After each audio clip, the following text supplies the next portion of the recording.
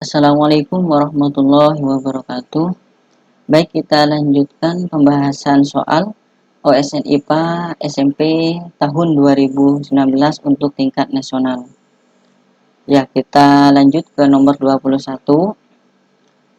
Balok besi berongga mengapung di air dengan 0,8 bagiannya terendam. Jika rapat massa air, besi dan udara berturut-turut adalah 1000, 7900 dan 1,2 kg per meter pangkat 3, maka volume rongga, ya, berapa volume rongga dibandingkan dari volume balok, ya. Jadi kalau kita gambarkan, jadi ini ada balok besi, ya, dengan volume V, kemudian di tengah, ya, di dalam ini ada rongga dengan volume V rongga, ya. Kemudian balok tersebut mengapung di air dengan 0,8 bagiannya terendam. Jadi ini terendam, ya, di air. Di mana yang terendam, ya, kita V terendam sama dengan 0,8 V. Nah, pertama kita gambarkan gaya yang bekerja pada balok besi ini. Yang pertama ada gaya berat. Jadi ini massa balok besi dikali percepatan gravitasi bumi. Kemudian karena ini terendam dalam air, maka ada gaya ke atas akibat air. Kemudian karena ada udara, ya, maka ada juga gaya ke atas akibat udara. Nah, namun karena massa jenis udara itu sangat kecil dibandingkan massa jenis air dan besi, maka gaya atas akibat udara bisa kita abaikan. Nah, sekarang kita menggunakan kesetimbangan gaya sigma F sama dengan 0, ya. Maka Mg itu sama dengan F gaya ke atas akibat air. Nah, ini massa balok besi, rho besi kali V, ya, volume besi, volume luar, ya, total, dikurangi V rongga, kali percepatan gravitasi bumi. Kemudian gaya ke atas, rho air, kemudian volume yang terendam yaitu 0,8 V kali G. Ini kita coret, ya. Kemudian ini 7900 V min V rongga sama dengan 1000 kali 0,8 V. Nah, ini 7900 V dikurangi 7900 V rongga sama dengan 800 V. Maka V rongga,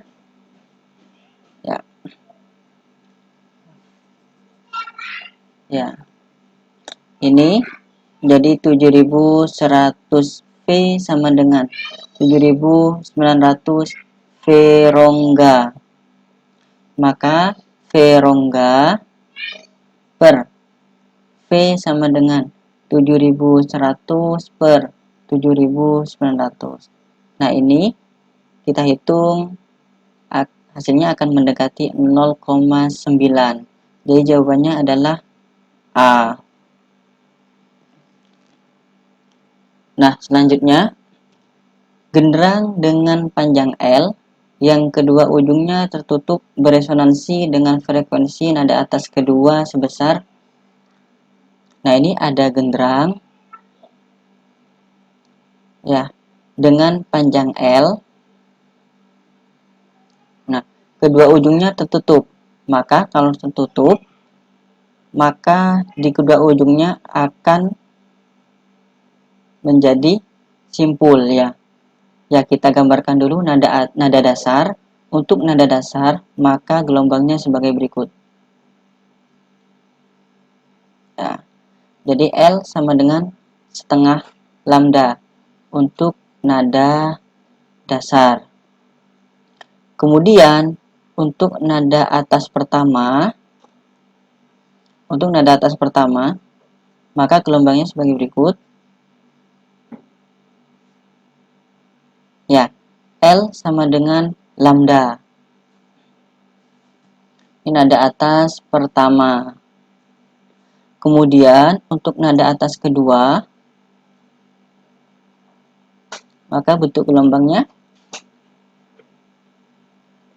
di L sama dengan 3/2 lambda.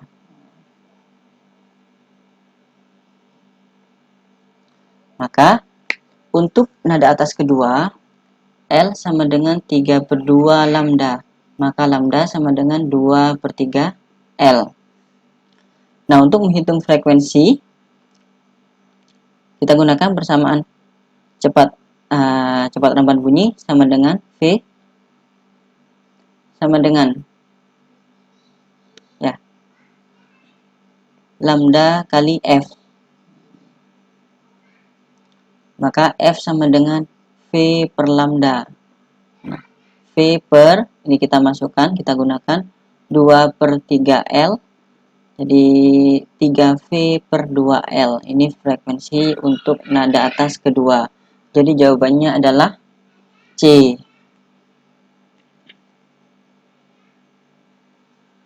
Nah, selanjutnya pernyataan berikut ini yang benar tentang gaya listrik adalah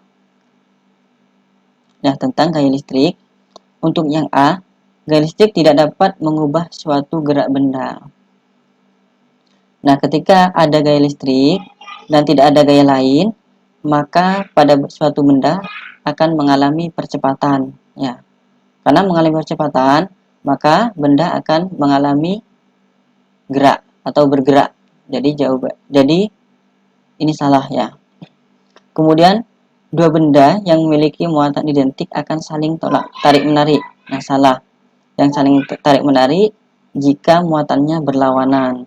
Kalau identik, positif dengan positif atau negatif dengan negatif, maka akan saling tolak menolak. Jadi salah. Kemudian yang C, benda bermuatan positif akan tertarik menuju benda yang juga bermuatan positif. Ini sama dengan yang B. Ini seharusnya tertolak menjauhi. Kemudian partikel kecil bermuatan negatif dapat melayang di atas suatu permukaan yang bermuatan negatif. Nah, ini ada partikel kecil bermuatan negatif. Nah, kemudian ini ada di atas suatu permukaan dengan muatan negatif. Maka ini akan ada gaya listrik ya ke atas akibat permukaan ini. Nah, pada partikel ini juga ada gaya berat ya. Maka jika ini setimbang atau gaya listrik sama dengan gaya berat, maka partikel akan melayang ya. Jadi jawabannya adalah D.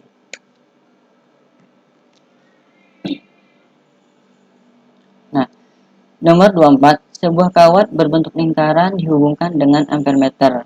Di tengah lingkaran diletakkan sebuah magnet permanen berbentuk silinder. Ampermeter tidak mendeteksi arus jika ini ada kawat lingkaran di mana ada dihubungkan dengan ampermeter.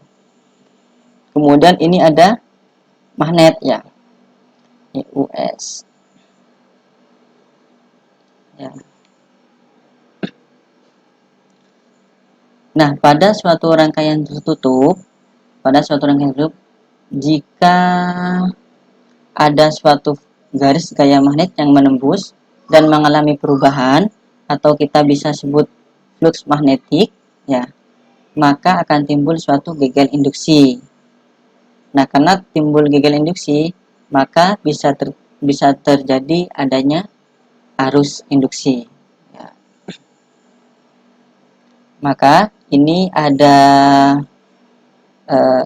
saya gambarkan garis gaya magnet yang menembus loop ini atau kawat lingkaran. Nah, di B. Nah, untuk yang A, magnet batang digetarkan sepanjang diameter lingkaran.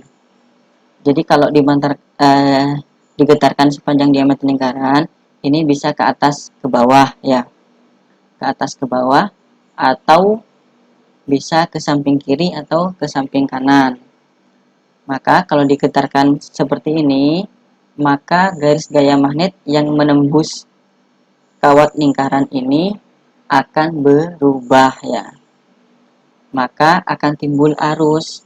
Jadi A salah, ya. Kemudian yang B, magnet batang diputar terhadap sumbu. Kalau diputar terhadap sumbu, ini misalkan ada omega, diputar terhadap sumbunya aja, di sumbu, maka garis gaya magnet yang menembus ini, jumlah garis gaya magnetnya tidak akan berubah. Jadi jawabannya adalah B. Nah, kita cek dulu yang CD, magnet digerakkan menjauhi kawat. Nah, kalau menjauhi kawat, maka garis gaya magnet yang menembus kawat ini akan berkurang, ya, atau berubah. Maka ini juga salah. Kemudian rangkaian kawat digerak-gerakkan. Ini bisa rangkaian kawat bisa digerakkan ke kiri atau ke kanan, ya. Kalau ke kiri akan berkurang, ya, garis gaya magnet yang menembus. Kemudian ke kanan bisa bertambah atau berkurang. Atau bisa juga ini ke atas bawah, ya. Rangkaian kawat digerakkan ke atas bawah. Maka tetap jika digerakkan seperti itu, maka jumlah garis gaya magnet yang menembus kawat ini akan berubah. Maka timbul arus, jadi salah. Jadi yang tidak akan mendeteksi arus titik jika yang B, magnet batang diputar terhadap sumbunya. Kemudian nomor 25, bola lampu kecil pada senter diletakkan di TV fokus cermin cekung. Hal ini dimaksudkan agar sinar yang dipantulkan. Jadi ini ada cermin cekung, kemudian ini lampu di titik fokus, ya. Maka sifat sinar istimewa, jika ada sinar dari titik fokus, ya, ke cermin, maka sinar tersebut akan dipantulkan sejajar sumbu utama. Ini sumbu utama. Maka jika ada sinar dari titik fokus, maka akan dipantulkan sejajar sumbu utama. Maka jawabannya adalah B. Kemudian nomor 6, jika kecepatan nambat bunyi di udara, air, tembok, dan batang logam secara berurutan adalah VU, VA, VT, dan VL, maka kecepatan nambat bunyi di zat padat itu lebih besar dibandingkan kecepatan nambat bunyi di zat cair. Nah, kecepatan nambat bunyi di zat cair itu lebih besar dibandingkan kecepatan nambat bunyi di udara. Maka jelas jawabannya adalah B. Ya. Kemudian nomor 27, sebuah kereta bergerak dengan kecepatan konstan 200 km per jam. Kemudian seseorang di dalam kereta berjalan dengan kecepatan 1 km per jam relatif terhadap kereta searah dengan arah gerak kereta. Jika seorang pengemudi motor bergerak dengan kecepatan 20 km per jam berlawanan arah dengan arah kereta, berapa kecepatan orang di dalam kereta dilihat oleh pengemudi motor? Jadi ini kita gambar, ini kereta bergerak dengan kecepatan VK, ya, sama dengan 200 km per jam. Ini arahnya ke kanan, ya. Kemudian ada orang di dalam kereta, ya, bergerak juga searah dengan kereta, di mana kecepatan orang relatif terhadap kereta ini VOK, kecepatan orang relatif kereta itu sama dengan 1 km per jam. Ya. Kemudian ada pengendara motor di sini. Ya. Pengendara motor bergerak dengan kecepatan 20 km per jam terhadap tanah. Jadi V motor itu 20 km per jam. Ya. Ya, ini kita kalau ke kanan positif, maka untuk kalau ke kiri ini negatif. Ya.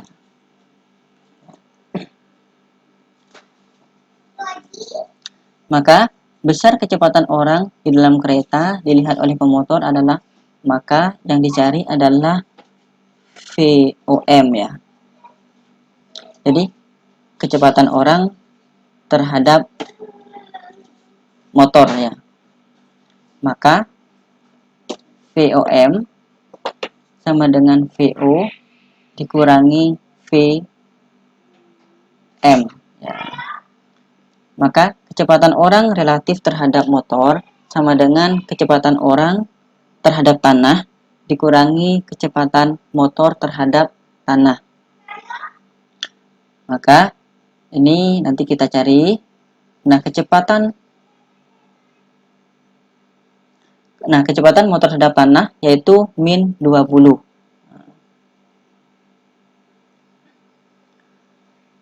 Nah, di sini diketahui V orang terhadap kereta ya. VOK itu sama dengan V orang terhadap tanah dikurangi V kereta terhadap tanah. Nah, ini kecepatan orang terhadap kereta 1 km per jam.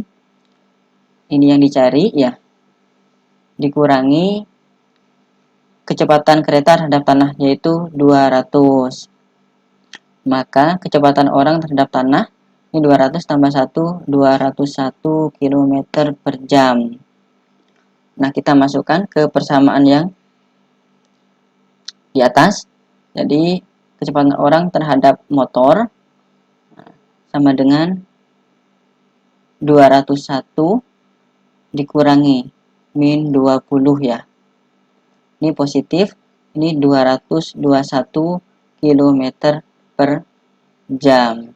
Jadi kecepatan orang dilihat oleh pengemudi motor yaitu 221 km per jam. Jawaban adalah A. Nah, selanjutnya, sebuah bandul yang bermassa 1 gram dan memiliki panjang tali 15 cm diberi simpangan awal sebesar 1 cm arah horizontal relatif terhadap posisi keseimbangan, sehingga ia berosilasi. Jika simpangan awal digandakan, maka periode osilasi menjadi, nah, periode suatu bandul itu 2pi akar L per G. Jadi hanya bergantung pada panjang tali dan percepatan gravitasi bumi. Nah, pada keadaan kedua, ini panjang tali tetap ya, percepatan gravitasi juga tetap, hanya simpangan awal yang digandakan. Maka ini tidak berpengaruh pada besar periode. Nah, jadi periode osilasi menjadi tetap ya, jadi 1 kali periode awal. Karena hanya bergantung pada panjang tali dan percepatan gravitasi bumi. Nah, selanjutnya, skala termometer Fahrenheit akan menunjukkan 2 kali nilai skala termometer Celcius pada suhu. Nah, kita misalkan untuk skala Celcius, untuk yang Celcius ini menunjukkan nilai X ya. Maka untuk Fahrenheit Maka untuk Fahrenheit menunjukkan nilai 2x. Maka 2x sama dengan 9/5 kali x plus 32. Maka ini 2x min 9/5x sama dengan 32. Nah, ini kita samakan penyebut menjadi 10. Ya. Mohon maaf. Ini 5. Kemudian ini jadi 10x dikurangi 9x sama dengan 32. 10x dikurangi 9x menjadi x per 5 sama dengan 32. X sama dengan 5 kali 32, 160 derajat Celcius. Jadi jawabannya adalah C. Nah, perhatikan gambar berikut ini. Angka-angka yang tertulis pada balok menunjukkan tiap massa ya. Dalam satuan kilogram, balok 5 kg berada 2,5 meter dari titik tumpu. Maka agar sistem setimbang, balok M harus bermassa dan berada dari titik tumpu ya. Nah, ini ada massanya kilogram untuk balok yang angka 5. Maka ada gaya berat di sini 50 Newton. Kemudian ini karena ada tali, maka ada tegangan tali T. Ya, ini terhubung. Nah, karena katol tidak bermassa, maka ini juga T. Ya, tali dan katol tidak bermassa, maka tegangan talinya sama, yaitu T. Kemudian ini yang angka 2, balok angka 2, gaya beratnya M kali G 2 kali 10, yaitu 20 Newton. Maka menggunakan kesetimbangan, maka T sama dengan ini 30 ya. T sama dengan 20 ya. Kemudian ya. Jadi T sama dengan 20, maka di sini juga 20 Newton. Nah, maka gaya total yang bekerja pada balok 5 yaitu 50 min 20. Ya. Jadi gaya total F total ya 50 min 20 30 Newton. Nah, kemudian ini ada gaya berat sebesar M kali 10 ya, atau 10 M. Nah, kemudian titik tumpu balok 5 itu yaitu jarak balok 5 ke titik tumpu yaitu 2,5 meter. Nah, sistem setimbang jika sigma tau atau jumlah momen gaya itu sama dengan 0 ya. Nah, ini misalkan L ya. Ini misalkan L1, kemudian ini L ya. Maka momen gaya terhadap titik tumpu itu sama dengan 0. Yakni sigma tau sama dengan 0.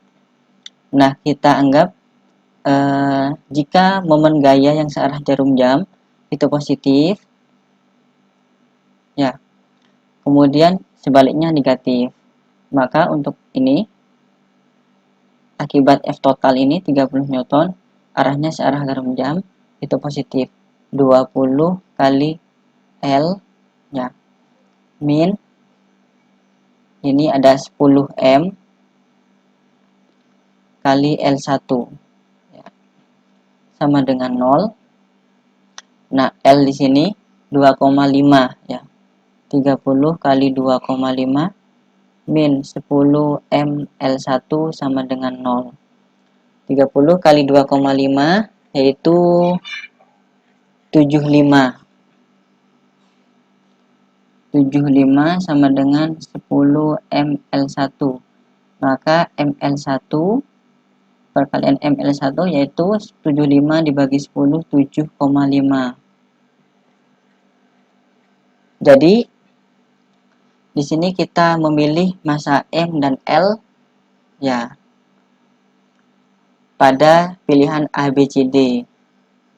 Nah, kalau dari jawaban ini kita dapatkan perkalian M dan L1, jarak M ke titik tumpu L1 itu sama dengan 7,5.